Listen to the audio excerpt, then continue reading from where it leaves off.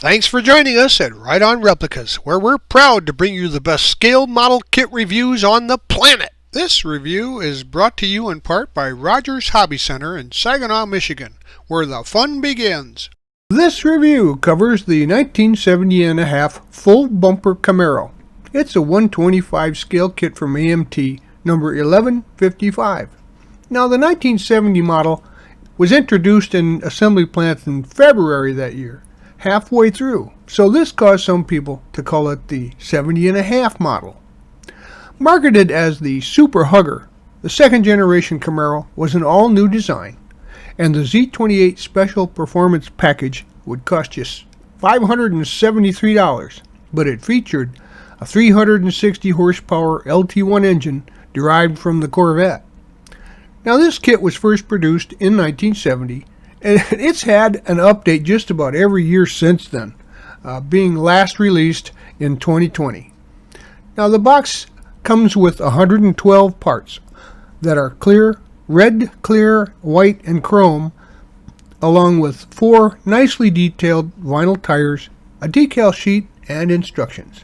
When you're done, it's about 8 3/4 inches long, 3 1/4 inches wide, and 2 1/4 inches high.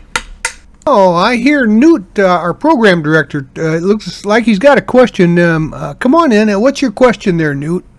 Why did they call his car the full bumper? Well, that's a good question, Newt. Up until about mid-year through the production cycle here, the Camaro had little half bumpers up front.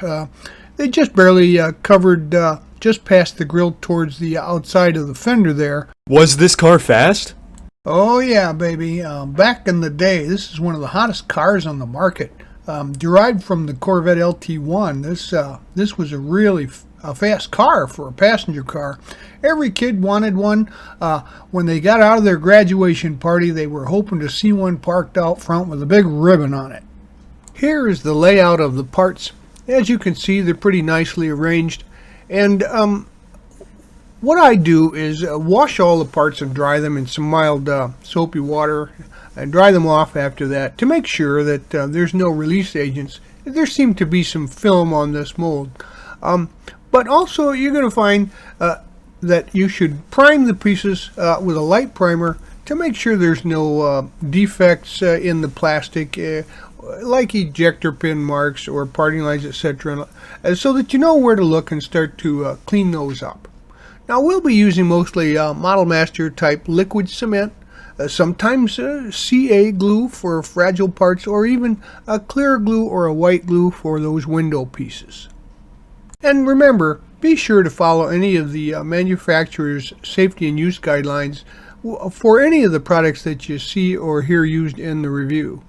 Here are the decals for the kit. It's nicely arranged, and you can see the register's pretty good. You get a choice of either white or black stripes to complement most paint schemes, and some dial and script indicators. Now, those big decals would really benefit from some decal setting solution, so keep that in mind when you apply those, but always use plenty of warm water to locate the decal.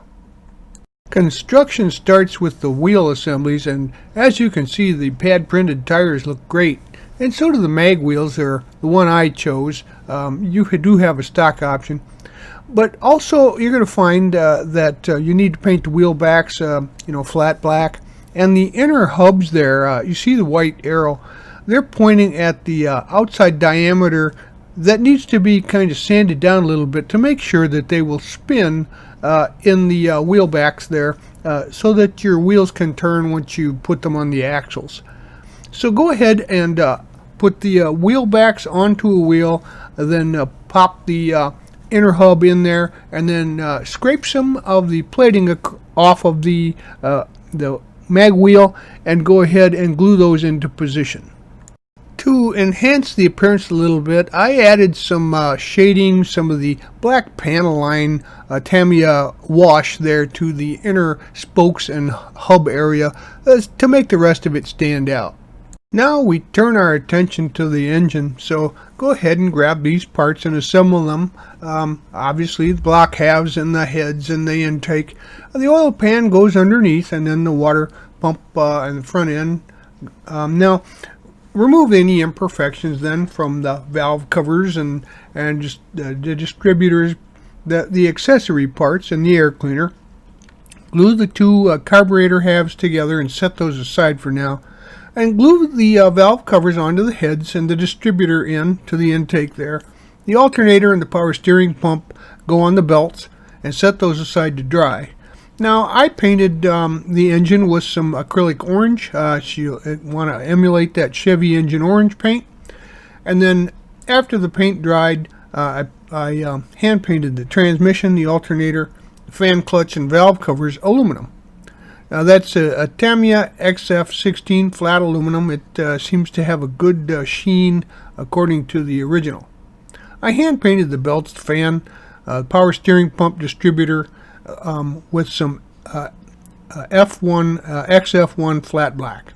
And then the oil filter is white, and after the belts, carb, and engine have dried, glue the carburetor and the belt assemblies to the engine. Now remember, you got to remove the paint before you try and glue pieces together. Next, paint the air cleaner gloss black and touch up the fan and the other pieces if necessary. Now, while the black was drying, I cleaned up the exhaust manifolds and glued them to the heads. I painted those with a little Model Masters rust color.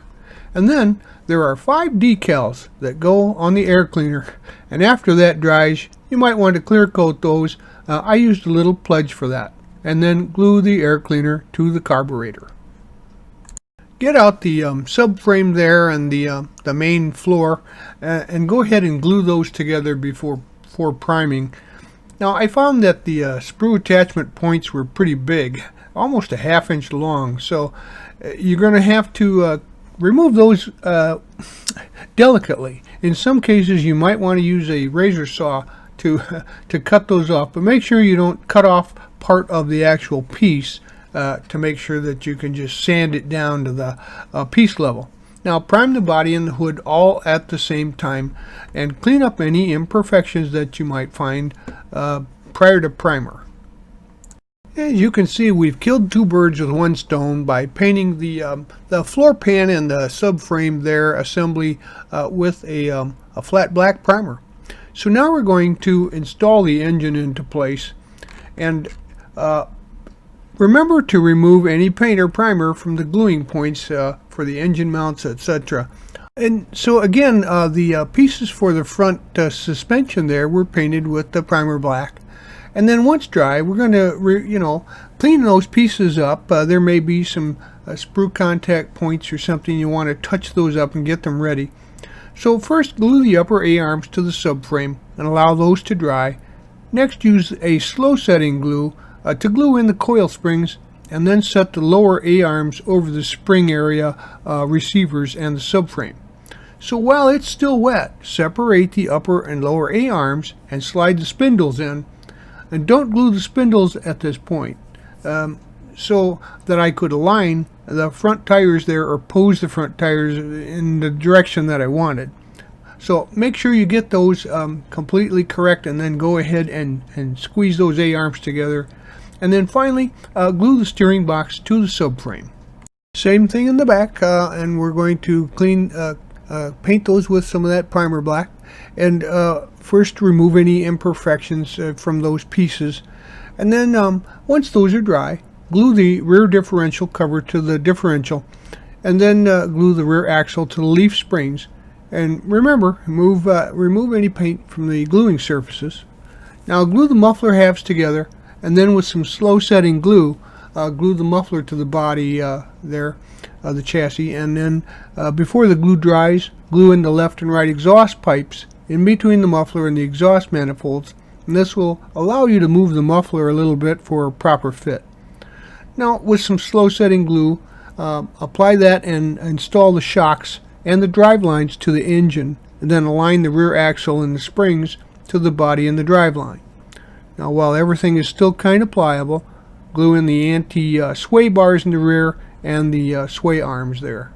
Next we'll work on the interior, and the first thing I did was, they had been primed with the black primer, and we're going to spray these with semi-gloss black, but I also decided to make the top half of the dash a gloss black to give that a little shine. And we're first going to assemble the halves of the front seats and then set those aside.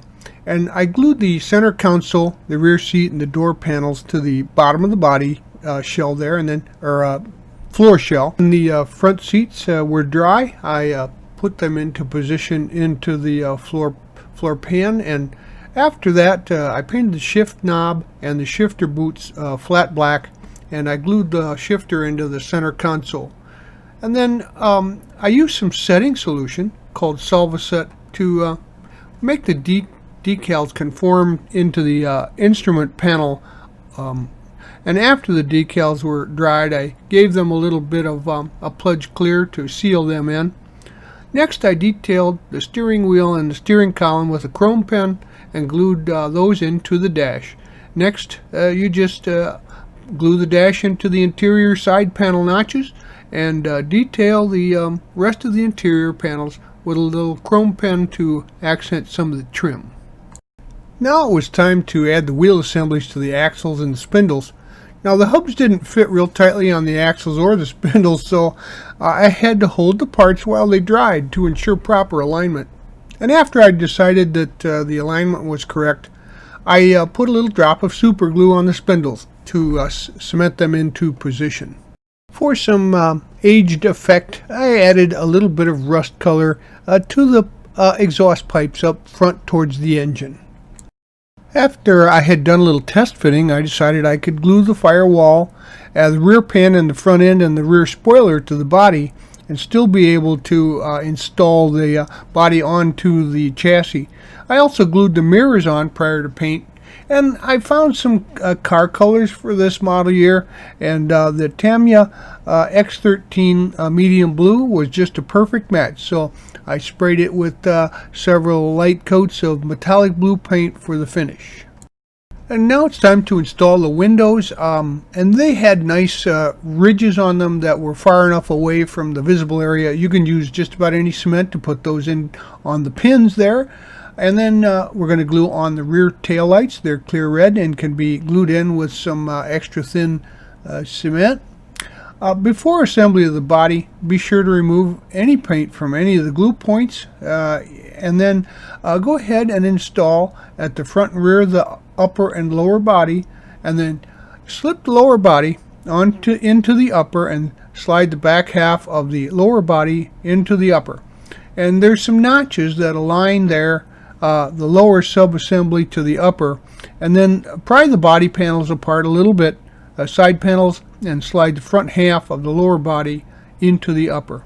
After I was happy with the way it was sitting and aligned, I glued all the points at the attachment points with some super glue, and then remove the plating from the front grille and paint there, and then glue the grille into the body up front. Next, we're going to clean up the headlight lenses, remove those from the sprues and the front turn signals, and get those ready for installation. Also, clean up and prepare the battery, the horns, and the brake master cylinder components. Paint the master cylinder with some silver and some gold and zinc color to give it a little authenticism. And then the battery and the horns are flat black, and the battery posts will be highlighted with a chrome pen. And the battery level, sight level, is going to be painted clear green over chrome. And with a chrome pen, you can paint the areas where the headlights in front of the turn signals will go, and then paint a small spot of clear amber onto the center of the chrome turn signal area to simulate an amber light bulb. While the paint dries, grab the radiator and slide it down from the top in between the front bumper and the fan. It slides in nicely, and 2 pins on the radiator will glue into the holes on the frame.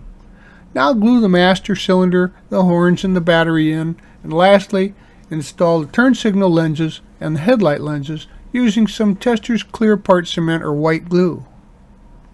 Remove the bumpers and the radiator hoses from the sprues and clean those up, and glue the radiator hoses in between the engine block and the radiator. I use some super glue sparingly to attach the front and rear bumpers, and remember to remove the chrome from any place you want to glue. I painted all the exterior trim with a chrome pen, including the door handles, the door lock buttons, and the rear view mirrors. And here are the parts that you'll have left over. Now I didn't use all of the parts. Some of these, of course, are option, including the decals. But I also decided not to use the front air dam.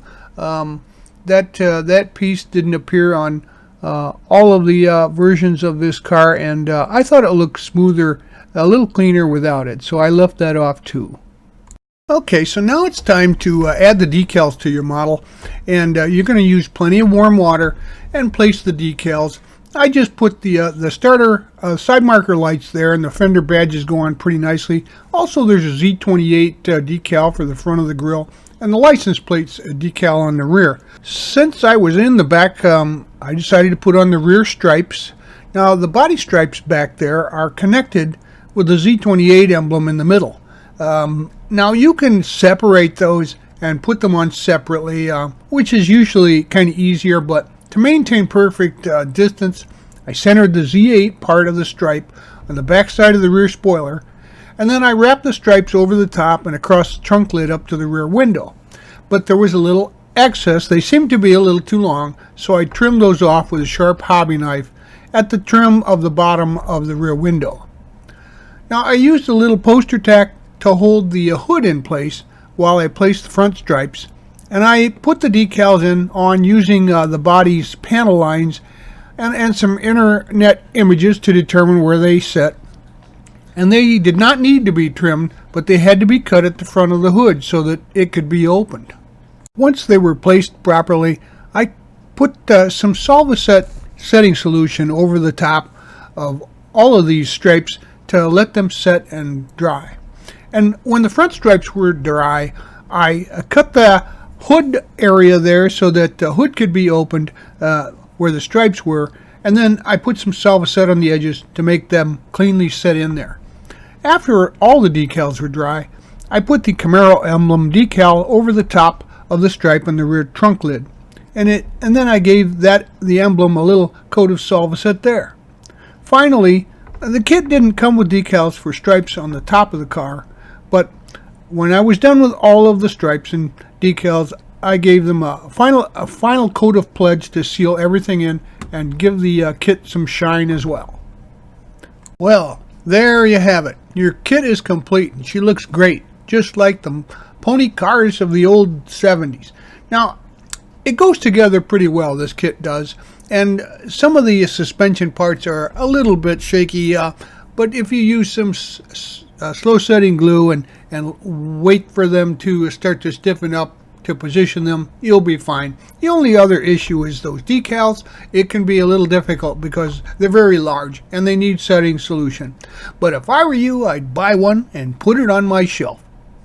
Well, we hope you liked this step-by-step scale model kit review. And so that you don't miss any more, please subscribe to our YouTube channel by clicking on the icon in the lower right of any of our reviews. And you can find us on Facebook or at our website, rightonreplicas.com. Thanks.